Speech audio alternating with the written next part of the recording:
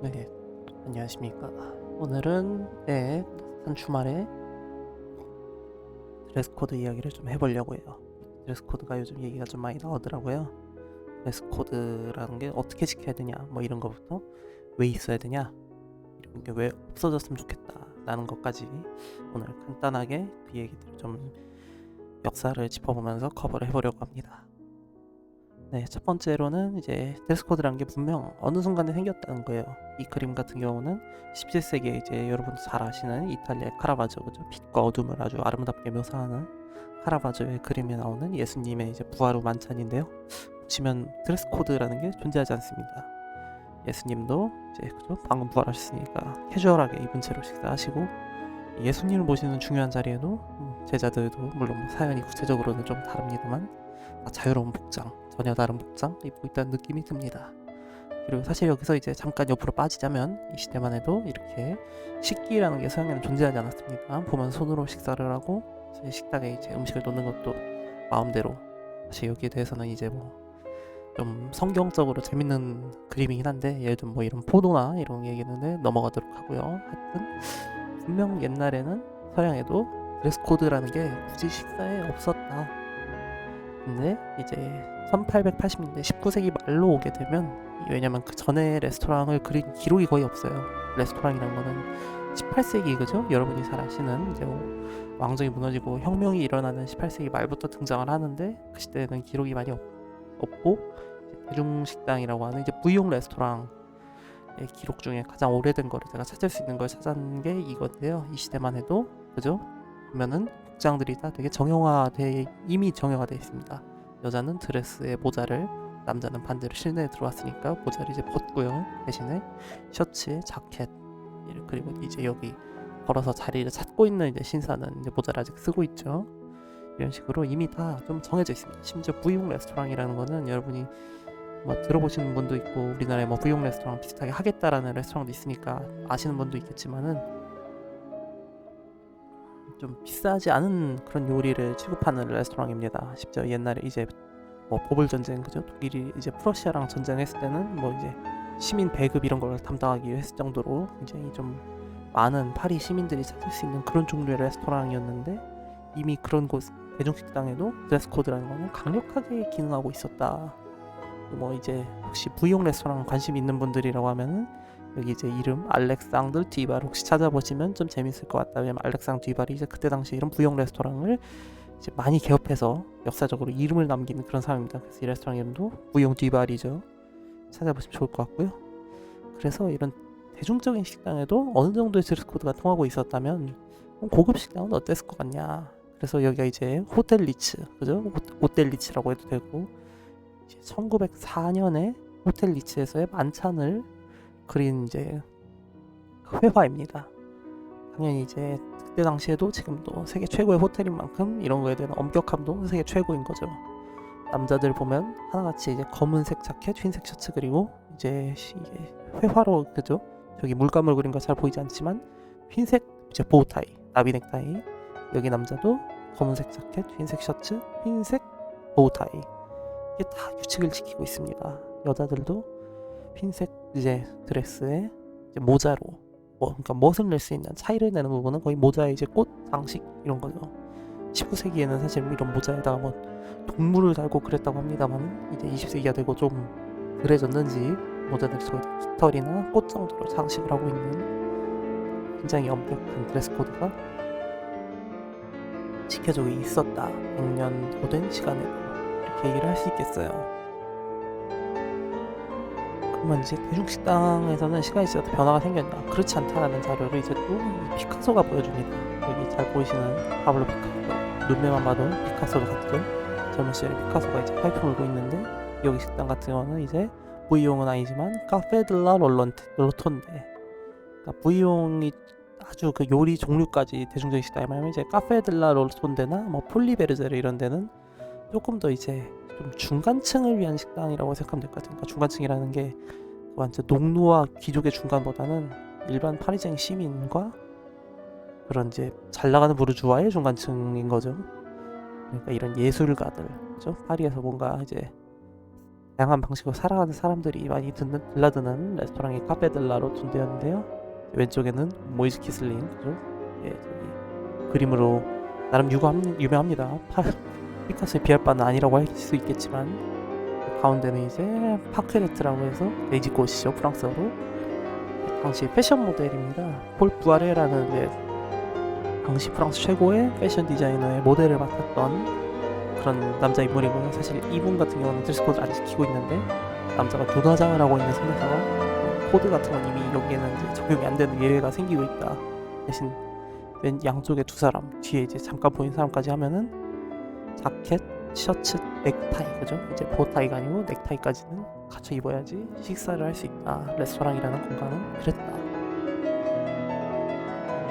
파리를 기준으로는 꾸준히 엄격하게 레스토랑 이제 드레스 코드라는 게 존재를 했다는 거고, 근데 이게 뭐 누가 강요해서 아니면 뭐 엄청난 불이익이 있어서라기보다는 이미 삶의 라이프 스타일이라는 게 그렇다. 우리가 나가면 화장을 하고 아니면 면도를 하듯이 이 사람들에게는 자켓과 타이를 갖추는 게 그죠? 굉장히 당연한 거였다. 이런 거를 잘 보여줍니다. 그러면은 이제 뭐 프랑스 밖에는 어떠냐라고 해서 미국도 한번 가보기로 해요. 이거 같은 경우 이제 마크 트웨인의 70세 이제 그죠? 생일 잔치를 미국의 굉장히 뉴욕에 있는 역사적으로 중요하고 오래된 레스토랑 넬모니코스에서 촬영한 사진입니다. 마크 트웨인 보이시죠? 마크 트웨인 표정이 안 좋아 보이는데 원래 이 표정이 안 좋은 게 기본 표정입니다. 이 사람은 화가 난 게 아니고요. 그다음 자기 생일인데 기쁜 모습입니다. 이게 역시 남자들도 자켓, 티셔츠, 그리고 이게 잘 안 보이시겠지만 흰색 보타이 다 갖추고 있죠. 이분은 검은색 보타이, 여자들도 드레스. 물론 넬모니코스가 좋은 레스토랑이야 그런 것도 있지만, 서양에서는 레스토랑이라는 식사 방식에 이게 기본 예절로 이미 레스토랑의 탄생과 함께 자리를 잡은 지 오래됐다, 이런 거를 잘 보여준다고 생각합니다. 근데 이제 이런 거를 완전 기록으로 남기게 되는 계기가 있는데요. 그게 이제 왼쪽에 보이는 프레드 하비라는 남자 덕분입니다. 덕분이라고 했는데 때문이라고 해야 될지.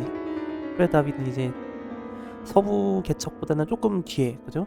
이제 철도가 깔리는 시대에 활약했던 사업가인데요. 이제 프레드 하비의 하비걸스라는 오른쪽에 이 여자들로 더 유명합니다. 이거 영화도 있어요, 참고로. 재미는 많이 없지만 궁금한 보시고. 하비걸스는 뭐냐면은 이렇게 흰색 에이프런 입고 젊은 이분들 때 나이가 좀 드셨습니다만은 가장 젊을 때 하비걸스로 일을 하셨던 분들인 거죠. 젊은 여자들이 서비스를 이제 제공하는데, 그럼 뭐 막 여자가 이뻐서 간다 이런 느낌이라보다는 교양 있고 어쨌든 통일된 서비스, 그러니까 다양하지 않고, 그죠? 뭔가 딱 정해진 스타일의 서비스를 전국에서 만날 수 있는, 그러니까 레스토랑 체인 사업이라는 거를 거의 최초로 이제 구현하신 분인 거죠. 이제 프레드 하비가 생각한 체인 사업은 지금 우리가 아는 맥도날드 이런 느낌의 체인이 아니라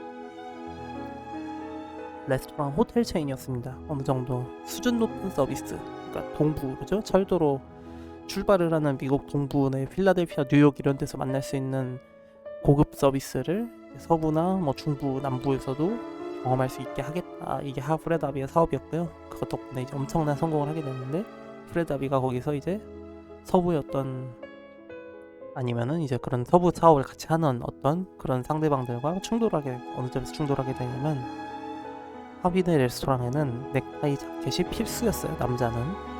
근데 그 점 가지고 이제 그러니까 오클라호마 본점 소저제였나 봅니다. 오클라호마의 이제 정부 기관에서 규제를 하게 됩니다. 그거는 서구 이제 열차 시대에 맞지 않는 그런 영업의 자유의 범위를 넘어선 것이다. 그래서 법적으로 금지하겠다, 자켓을 요구하는 걸.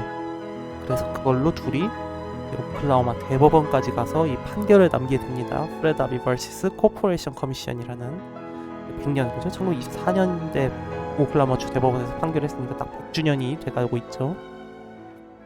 근데 이때 당시에 그래서 이 부분에 대해서 대법관들이 판결을 내리게 되는데, 이 내용을 보시면 재밌습니다. 중요한 부분만 제가 좀 살펴볼게요. 이제 동물, 그죠? 수준 낮은 동물들과 다르게 사람은 어느 정도의 스타일과 패션을 유지할 요구를 받는다. 레스토랑, 그죠? 다이닝 룸에서는. 그러니까 이미 이 시절에 이런 관념이 미국에도, 그죠? 프랑스 아닌 미국에도 존재를 하고 있었다는 거고요. 물론 미국은 빅토리아 시대 영국의 후손이 아니냐 하는데, 독립은 그 한참 전에 했죠. 근데도 이미 서방 세계에서는 그냥 레스토랑이라는 존재의 탄생은 거의 동시에 이런 발상이 이제 그때 당시에 판결문에 나올 정도로도 일상적인 거라는 거예요.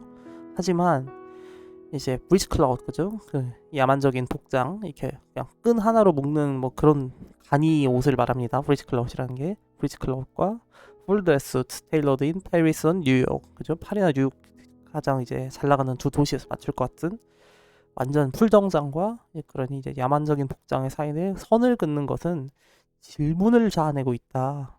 그리고 그 의견에는 많은 차이들이 있다. 이게 문제다. 100년 전에도 사실 이게 문제라는 겁니다. 드레스 코드라는 게 도대체 어디부터 어디까지가 허용되냐, 무슨 기준으로 하는 거냐, 이게 100년 전에도 심지어 대법원까지 가서도 정해지지 않은 문제적인 지점이라는 거죠. 그래서 대법원 같은 경우는 이제 그거 선을 그어준 대신에 lawmakers must not completely destroy personal liberty, 그죠? 그냥 그런 거는 영업의 자유에 있다라고 해서 프레드 앞에 손을 들어줍니다. 자기 레스토랑 공간에서 자켓을 입도록 강요하는 것도 미국 헌법이 보호하는 영업의 자유라는 거죠. 그래서 이런 프레드 하비 룰이라는 게 당시에는 꽤 유명했습니다. 자켓 타이라고 이제 그러니까 법적으로 이제 보장을 받고 하비 레스토랑 성공을 하게 되면서 미국 전역에 자켓 타이를 요구하는 룰이 이제 하비 룰이 되는데, 이게 다르게 말하면은 그 이상을 요구하지 않는 걸로 또 이제 나름 드레스 다운을 하게 돼요. 왜냐면은 아까 보셨듯이 계속 파리 뭐 뉴욕 안 가리고 이제 제일 좋은 자리에서는 보우타이를 착용해야 되는 어떤 뭐 영국적이고 프랑스적인 그런 기준들이 있었는데, 하비는 사실 그 정도까지 요구하지 않았기 때문에 자켓의 넥타이가 표준이 새로운 표준이 된 거죠. 물론 100% 하비 때문은 아닙니다만. 그래서 그 흔적을 볼 수 있는 게 이제 오른쪽에 보시면 게 2차 세계대전이 지나고 나서 미국 사회가 그 전쟁 동안 사실 그런 거를 많이 지키지 않았어요. 군복을 입고 가도, 그죠? 뭐라고 하겠습니까, 누가? 근데 이제 2차 세계대전 지나고 나서 1950년대쯤에 이제 뭐 국제에 실리던 이 그림 같은 건데요. 이제 세븐업 광고긴 한데 이제 복장을 보시면 다들 좀 그래도 포멀하죠. 그래도 파티이기 때문에. 그냥 차콜 그레이 수트 입고 넥타이 메고 하면은 오케이 되는, 그리고 이제 모자를 쓰지 않고 이제 머리도 전쟁 시대에 거치면서 다 깔끔하게 깎은 모습이 보이고요. 왼쪽 같은 경우는 이제 이런 드레스 코드를 요구하던 리치 호텔의 이제 현행, 그죠? 현행 드레스 코드입니다. 이제 파리 아니고 런던이고, 왜냐면은 영문이 원문인 거를 보여드리고 싶었어요. 그래서 읽어보면은 Gentlemen are required to wear a smart attire, 그죠? 스마트한 복장. 스마트한 복장이 뭔데? A jacket and tie, 그죠? 이게 바로 하비 룰이죠. 그리고 이제 뭐 레스토랑 그러니까 이거는 근데 이제 레스토랑이나 애프터눈 티 공간에서만 통하는 얘기고요. 다른 일반적인 공간에서는 스마트 캐주얼 정도면 봐줍니다. 대신 트레이너 슈즈, 스포츠웨어 안 됩니다. 진스 이런 거는 뭐 아예 안 되는 거고요.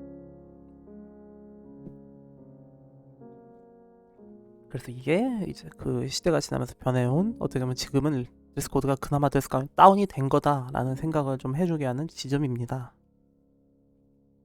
그래서 결론은 뭐냐라고 하면은 일단 그 드레스 코드 논쟁은 계속 지속되는 거라는 얘기를 이제 잠깐 지나고 해드리고 싶어요. 그래서 왼쪽 같은 경우는 드레스 코드의 어떤 반기를 들었던 복장의 상징이죠. 이브 생로랑의 르 스모킹인데요. 이 복장이 사실 이 레스토랑 드레스 코드 논쟁에서 또 하나 중요합니다. 왜냐면은 보시면 여자가 입고 있는 턱시도인데요. 이거를 옛날에 물론 마들린 디트리 같이 이제 남장 비슷하게 하고 다니는 스타가 있었습니다만, 일반인도, 그죠? 물론 뭐 당시에 이브 생로랑 입는 사람이 일반인이냐 이렇게 물어보면 또 할 말 없습니다만, 이제 그러니까 대량으로, 그러니까 쿠티를 1대1로 생산하긴 하지만 하여튼 여러 사람이 입을 수 있는 여성용 이제 턱시도로는 최초로 만들었던 게 이제 이브 생로랑의 스모킹인데요.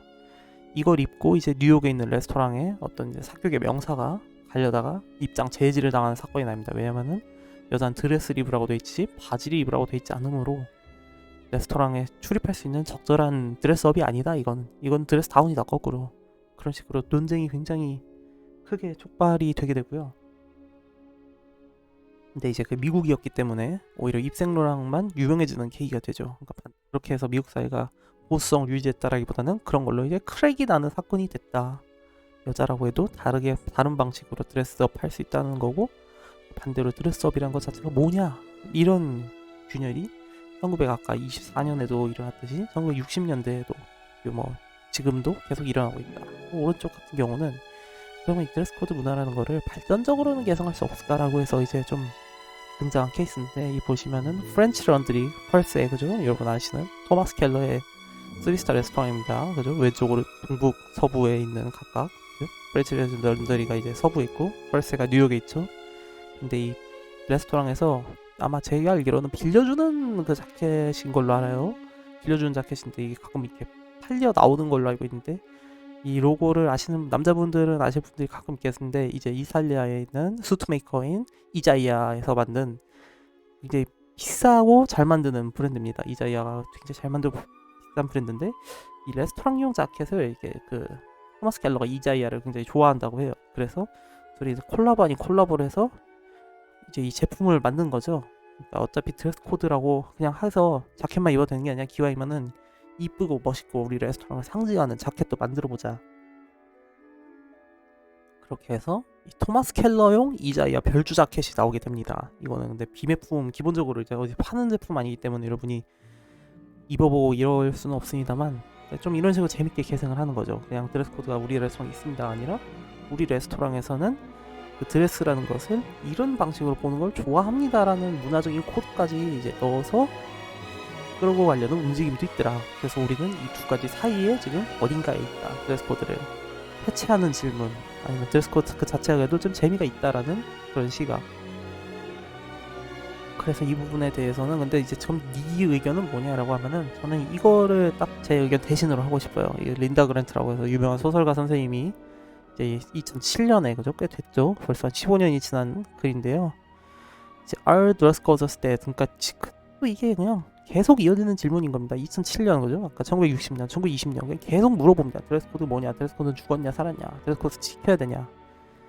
이제 even the swankiest restaurants admit diners in jeans these days. 이제 리치 런던과는 다르게 이제 청바지 입고 와도 뭐라고 안 하지 않느냐 이렇게 얘기를 하시는데, 뭐 내용은 혹시 제목 그대로 검색하시면 나오니까 읽어보시면 좋을 것 같고요. 제가 하고 싶은 부분이 이제 이 부분이죠. 별말인데요. As with second-hand smoke, if you're already badly dressed, it's the people around you who suffer.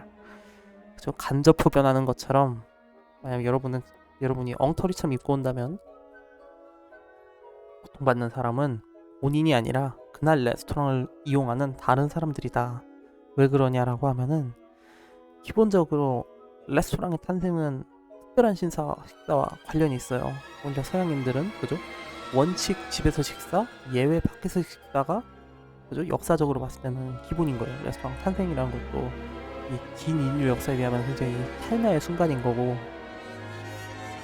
때문에 특히 그리고 좋은 식사라는 레스토랑일수록 누군가한테는 특별한 그런 식사였던 거죠. 근데 그게 뭐 단순히 야 이재용은 하루에 100만원씩 먹어도 한도 안 나, 그게 아니고 수십 조 수백 조를 가진 자본가건, 뭐 한 달에 정말 힘들게 살아가는 일반적인 성인이건 특별한 날은 특별한 날인 겁니다. 그죠? 뭐 내가 왕이 되고 하면은 1년에 365일에 다들 생일로 지정할 수 있나요? 그렇지 않잖아요. 내가 정말 아름다운 사람과 결혼하면 매일매일이 결혼기념일인가요? 그렇지 않죠. 특별함이라는 거는 모두에게 한정돼 있는 겁니다. 암만 내가 가진 게 많고 하더라도 특별한 건 특별한 거예요. 그렇기 때문에 그런 레스토랑을 이용하는 사람들은 보통 특별한 날에 오는 경우가, 그죠? 뭐 실제로의 그 배경의 여유로움은 차치하고서라도 많은 거고, 그때문에 서로의 특별함을 지켜주기 위해서 사실 드레스 코드가 있다는 거죠. 나를 위해서기도 하지만 남을 위한 배려다. 왜냐면은 여러분이 예를 들어 생일, 그죠? 결혼식 같은 데 갈 때 복장을 입는 거, 그런 거랑 유사하다고 생각하시면 됩니다. 결혼식 갈 때 나를 위해서 열심히 꾸미지 않죠. 물론 뭐 나를 위해서일 때도 있어요. 그죠? 뭐 다른 하객들한테 잘 보이고 하기 위해서도 있지만, 사실 신부를 위해서잖아요. 신부가 주인공인 날이기 때문에 신부의 행복에 내가 방해가 되지 않기 위해 안에 이제, 그죠? stay low, 이렇게 자연스럽게 흘러 들어가는 느낌을 주려고 하는 거잖아요. 레스토랑도 마찬가지란 겁니다. 누군가는 그곳에서 항상 생일을 지내고 있고, 누군가는 항상 되게, 그죠? 그동안 모은 돈으로 특별한 미식을 즐기러 오는 사람들이 있어요.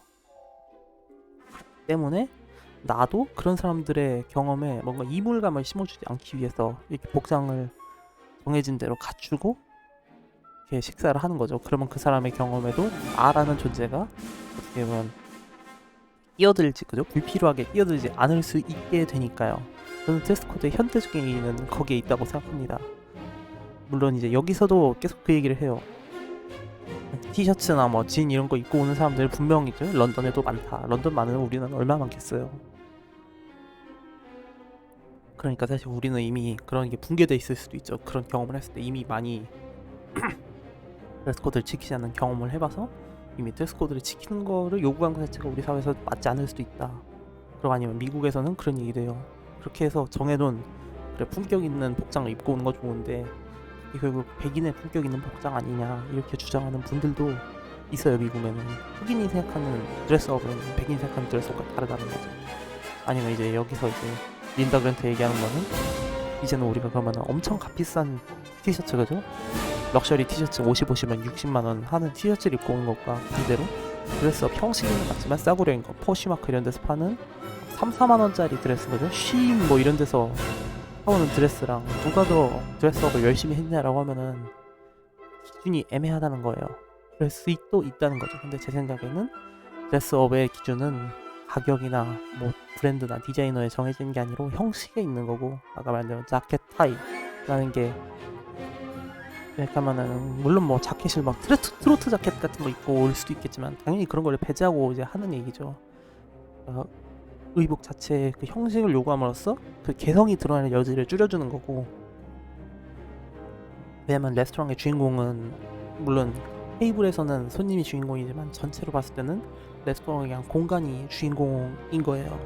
그러니까 각 사람의 경험 안에서는 그러니까 나는 내가 주인공이고 배경에 레스토랑이 있다고 생각하지 이 레스토랑 공간 안에 다른 사람이 뭔가 주인공이 있다고 생각하지 않아요.